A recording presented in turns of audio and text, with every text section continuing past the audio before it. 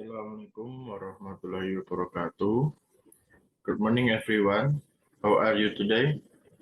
Hopefully, you are doing well. For today's meeting, we will all study natural science subject, where we in the previous meeting have discussed chapter 1 about the respiratory organ of human and some animals, which we know that the respiratory organs of humans and animals are not the same as yesterday. We also learned how human breathe and how animal breathe. So, of course, the student already understand.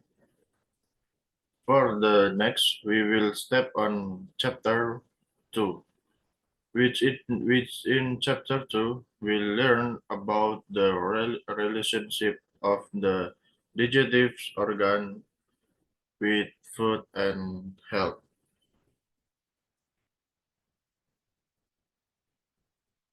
Well, we will enter the second material, namely the relationship between the digestive organs with food and health.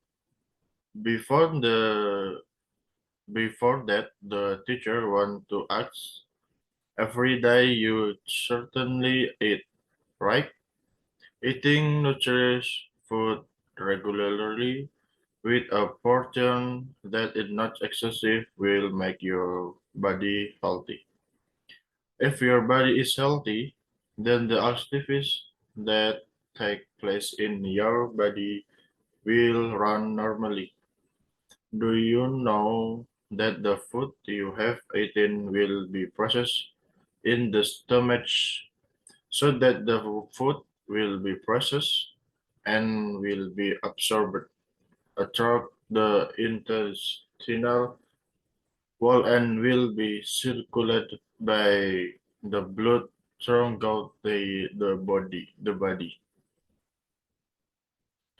For the first part, of course, we know that before the food enters the stomach that must be passed.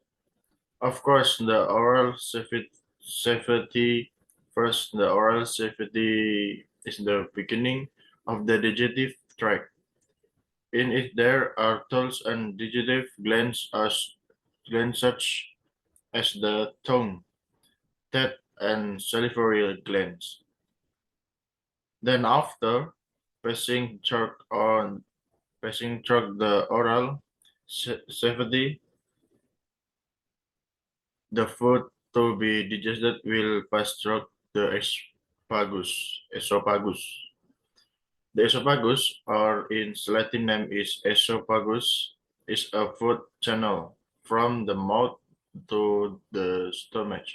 The length of the esophagus is approximately 20 centimeters. The esophagus can make squeezing movement to push to push food into the stomach. Such motion is called peristalsis.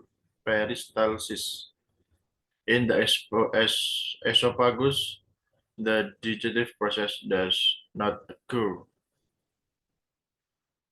Okay, children, after food passes through the esophagus, food will pass through the stomach. The stomach itself is located in the abdominal cavity slightly to the left, just below the diaphragm of the body cavity. In the stomach, food undergoes the process of digestion. The stomach wall is full of muscles, contracting to stir up for the food in children.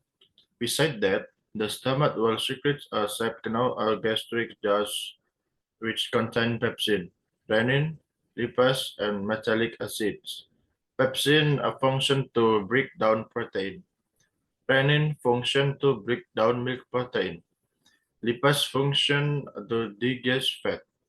Hydrochloric acid functions to kill microorganisms that enter with food. Then the food is gradually recommended to go into the small intestine. Gastric emptying takes between 2 to 3 hours. After passing through the stomach, the food will enter the lower part of our body. That is, the food will pass through the small intestine. The small intestine, or the scientific name intestinum, is the longest digestive tract. The small intestine consists of three parts, namely the duodenum, empty insteps, jejunum, and intestinal absorption, ileum. The first part of the small intestine is the duodenum. Inside the intestine, there is a channel that comes from the gallbladder and pancreas. Will produce bile salt, which play a role in helping digest fat. The pancreas products food enzymes, namely trypsin enzyme, which function to break down protein into amino acid, and lipase enzymes, which function to digest fats into fatty acid and glycerol. In the duodenum, food a change shape into a mouse that is firm and watery. Well, everyone, the teacher thinks enough for us until her today's meeting. Hopefully, the knowledge that the chapter explains will be blessing for all of you in the future. For future material still continue chapter 2, because there is still a lot that has not been discussed. Therefore, I say goodbye first. See you again. Assalamualaikum warahmatullahi wabarakatuh.